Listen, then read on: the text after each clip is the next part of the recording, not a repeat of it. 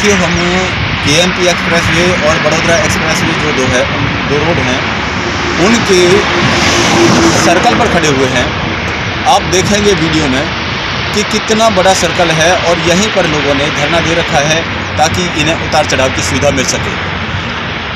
हमारे कैमरामैन आपको दिखाएंगे कि जो चारों तरफ आपको एरिया दिख रहा है वो पीछे जो फ्लाईओवर टाइप में दिख रहा है वो गाजियाबाद से होकर के फरीदाबाद से होकर के इस दिल्ली बड़ोदरा एक्सप्रेसवे में मिलने वाला इंटरचेंज है। और इसके साथ में वो जो बराबर में उधर से दिखाई दे रहा है दूसरा रोड, ये है वो दिल्ली बड़ोदरा वाला एक्सप्रेसवे। आप देख रहे हैं ये जो सर्कल बना हुआ है टोटल, ये काफ़ी एकड़ में फैला हुआ है। गांव के लोगों की ज़मीनें गई हैं। बहुत बड़ा क्षेत्र है जहां ये सर्कल बना हुआ है। गांव के लोगों की ज़मीनें गई हैं। उनके पास जो खेती क्यारी का जो साधन था वो सब इस रोड के चक्कर में और इस इंटरचेंज के चक्कर में चला गया है। अब लोगों के पास रोज़गार नहीं है तो उनकी जायज़ मांग है कि उन्हें उतार चढ़ाव की सुविधा दी जाए ताकि इस क्षेत्र में विकास की धारा बह सके। अगर यहाँ पर उतार चढ़ाव की सुविधा होगी तो भविष्य में हो सकता है कि कुछ औद्योगिक विकास भी इस क्षेत्र का हो सके और लोगों को जो यहाँ से 50 किलोमीटर दूर जाने के लिए मजबूरी है रोज़गार के लिए, वो उनकी मजबूरी कम हो सके। इसलिए लोगों की जो मांग है वो जायज़ है। वो चाहते हैं कि उन्हें रोज़गार के साधन यहीं उपलब्ध कराए जाएं और उनका जो रोज़गार छिना है, एग्रीकल्चर का जो रोज़गार था उनके पास वो छिना है और जो यहाँ भूमिहीन मजदूर थे उनका भी रोज़गार छिना है। उन सब को यहाँ रोज़गार उपलब्ध होगा अगर सरकार ये कदम उठाती है तो साथियों, देखते हैं सरकार इस मामले में क्या करती है, क्या नहीं करती है। आगे धरना कमेटी ने पंचायत का ऐलान किया है। 21 तारीख को इनकी एक महापंचायत होने वाली है। देखते हैं कि आने वाले समय में ये क्या रुख लेता है।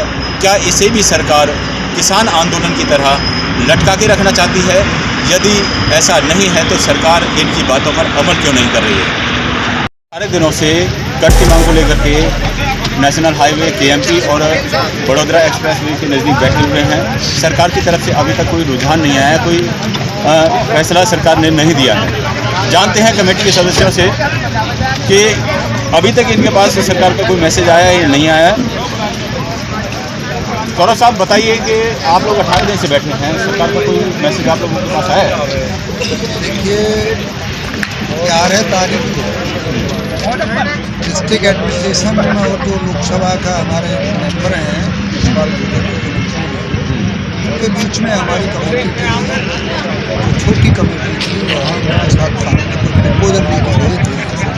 वो प्रपोजल पर असल तो सहमति नहीं बनी, लेकिन कहीं सहमति बनी और लेकिन मुख्यमंत्री के सामने भी रखी गई है। मुख्यमंत्री जी ने कहा कि जायज़ बहुत मांग है और इस मांग को जो है ना हम जब पूरा करने की कोशिश करेंगे। लेकिन आज तक उस 12 तारीख से आज भी 18 दिन, एक हफ्ता हो गया।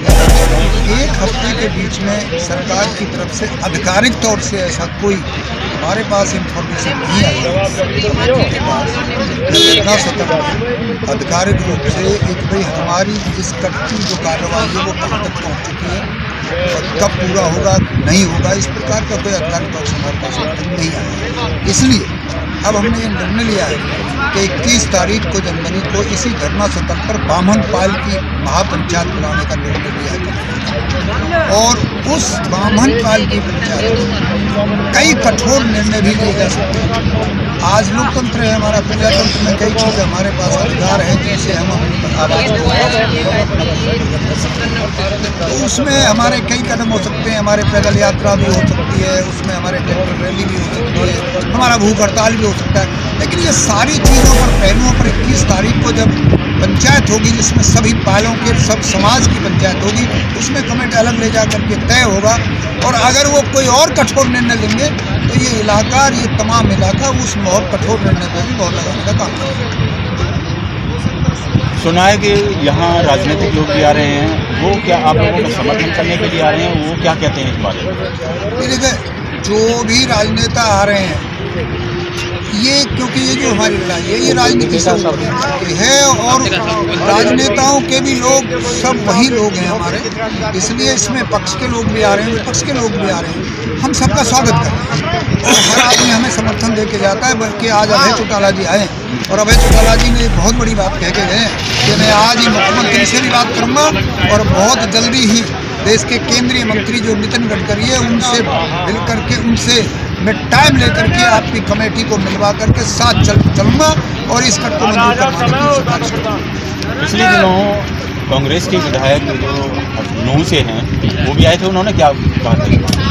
आफ्ताब अहमद ने उन्होंने तो ये कहा कि हमारी मेवात की भी जरूरत पड़ेगी। अब पंचायत के रूप से जो है मेवात के लोग हमारे जो कमेटी हमने बनाई है और उस कमेटी के हमारे जो सदर हैं रणवीर डागर जी, उनके नेतृत्व में तमाम पालों में तमाम गाँवों में मेवात से लेकर के हर जगह 21 तक लगातार वो उनकी गाड़ियाँ घूम रही हैं और मेवात से लेकर के यहाँ तक तमाम पलवल जिला इधर बदरपुर तक वो सब जितनी हमारी पालों का एक सिस्टम है उस पालों में सबके प्रधानों के पास जा रहे हैं और उसमें मेवात की हमारी खाते आती हैं। मेवात के लोग भी उसमें 21 तारीख को आएंगे तो वो आफ्ताब अहमद आकर के कहा हम इस बात का समर्थन भी करते हैं और जब भी जरूरत पड़ेगी तो हमारी मेवात भी इलाके के साथ है, पहले भी रही है और आज भी है और आगे भी मेवात की तरफ से पूरा समर्थन, जहां जरूरत पड़ेगी लोगों की पूरी भेंट लाएगी।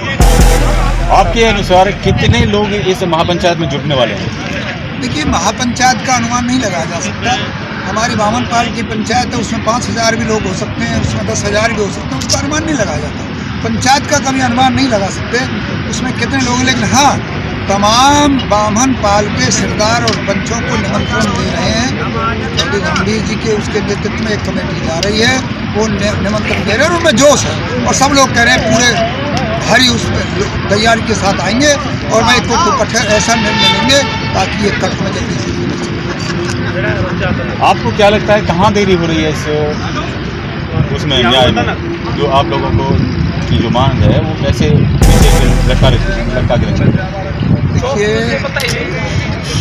जब सरकार की नीयत ठीक तो ना न्याय मिलने में देर लगता है, ना किसी किसानों की या किसी वर्ग की समस्या को हल करने में कोई समय लगता है। और अगर नीयत ठीक हो जाएगी तो जल्दी हो जाएगा, और नीयत नहीं ठीक होगी तो संघर्ष भी लंबा चलेगा। देखते हैं क्या होता है। सबका साथ सबका विकास की नीति पर काम करने वाली सरकार अगर लोगों के विकास की बात नहीं करती है, ये तो कहते हैं कि कट जो मिलेगा आपको यहाँ क्षेत्र का विकास होगा, लेकिन अब नहीं लगता कि इस नीति से हट गई सरकार। उसी तरीके से हटने का तो बात है, यदि उस पटरी पे चले कोई आप तो कह सकते हैं पटरी से उतरे। कहाँ चला है आप देखना, इस इलाके में जा देखिए, अभी तो कितने हजारों एकड़ सैकड़ों एकड़ जमीन पानी से भरी हुई है। विकास कहाँ, किसान तो मर रहा है, किसान तो आज भूख से तरा। यहाँ किसान की जिसकी बिजाई नहीं होगी उसके हालात पूछे जाते क्या होता है। तो इसलिए सरकार अगर चाहे तो बहुत जल्दी जो काम 6 महीने में हो सकता है वो 1 हफ्ते में हो सकता है। सरकार की नीयत ठीक हो, अगर प्रदेश का मुख्यमंत्री चाहेगा और ऊपर भी उनका डबल इंजन चिल्लाते हैं कहते हैं डबल इंजन सरकार है, कहते डबल इंजन की सरकार है, पर देर क्या है। मुख्यमंत्री जाए और गडकरी जी से जाकर के कहें और ये कहें अगर पैसे की जरूरत पड़ेगी तो हरियाणा सरकार से इस कट के लिए जो भी खर्चा आएगा वो हरियाणा सरकार देगी और आप फटाफट बनाना शुरू कर दीजिए। देख क्या 1 हफ्ते में हो जाएगा। लेकिन अगर ये है कि भाई कछुए की चाल चलनी है तो पता नहीं अंजाम क्या होगा। पिछले दिनों जब सरकारी अधिकारियों से आप लोगों ने बात करी थी 11 तारीख को, उसमें कहा गया था कि भाई हरियाणा सरकार की तरफ से प्रपोजल आएगा तो ये काम हो सकता है। NHAI के अधिकारी आप लोगों को बरगला रहे हैं या सरकार के बारे में जो उन्होंने बात की वो सही है?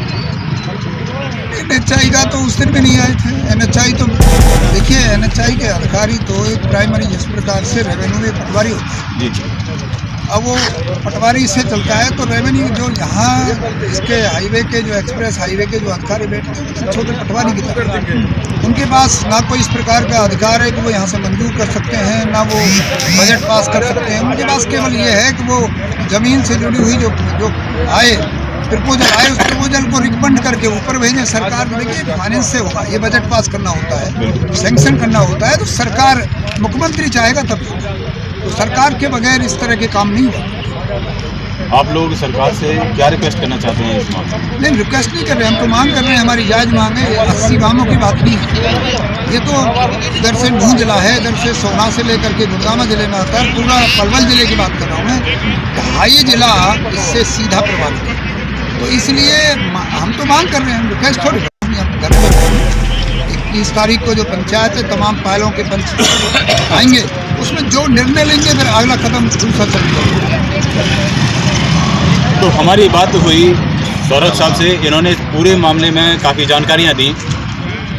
सरकार से इनकी सीधी सी बात है कि यहाँ पर उतार चढ़ाव की सुविधा दी जाए ताकि लोगों को सुविधाएं मिल सकें और यहाँ का विकास हो सके, क्योंकि यहाँ जो उतार चढ़ाव है यहाँ से लगभग 30 किलोमीटर की दूरी पर है। अगर कहीं जाना है इन लोगों को तो 30 किलोमीटर दूर जा करके उस रोड पर चढ़ने की सुविधा इन्हें मिलती है। तो ये वाजिब सवाल है कि यहाँ पर इन्हें उतार चढ़ाव की सुविधा दी जाए।